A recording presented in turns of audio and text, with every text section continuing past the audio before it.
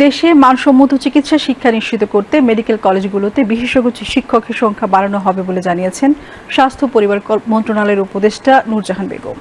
তিনি আজ সকালে রাজধানীর রেসিডেন্সিয়াল মডেল স্কুল অ্যান্ড কলেজে অনুষ্ঠিত 2024-2025 শিক্ষাবর্ষের মেডিকেল ভর্তি পরীক্ষা পরিদর্শনকালে সাংবাদিকদের একথা জানান। এ সময় স্বাস্থ্য ও পরিবার কল্যাণ মন্ত্রণালয়ের ঊর্ধ্বতন কর্মকর্তাগণ উপস্থিত ছিলেন। স্বাস্থ্য উপদেষ্টা বলেন, দেশের মেডিকেল কলেজগুলোতে ছাত্রাবাস বাড়ানোর পাশাপাশি মানসম্মত চিকিৎসা শিক্ষা নিশ্চিত করতে প্রয়োজনে সরকারি বেসরকারি মেডিকেল কলেজগুলোতে সমন্বয় করা হবে। শুক্রবার সকাল 10টায় দেশের 19টি কেন্দ্রের একাধিক স্থানে 2024-2025 শিক্ষাবর্ষের MBBS ভর্তি পরীক্ষা শুরু হয়।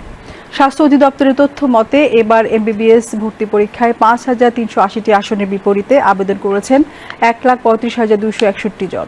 সেই হিসাব চলতি বছর প্রতিটি আসনের বিপরীতে পরীক্ষা দিচ্ছেন 25 জন শিক্ষার্থী।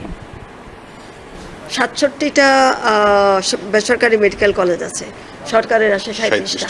আসলে কি এগুলো দরকার আছে? যদি আমরা কোয়ালিটি ঠিক রাখতে না পারি, আমি যদি প্রফেসর দিতে না পারি, আমি যদি ভালো শিক্ষক না পাই, তাহলে আমার ভালো ডাক্তার কোত্থেকে তৈরি হবে? কাজে শিক্ষকের সংখ্যা আমরা বাড়াবো এবং যেটা যেখানে সুবিধা হয় সেখানে মার্চ করে দেবো।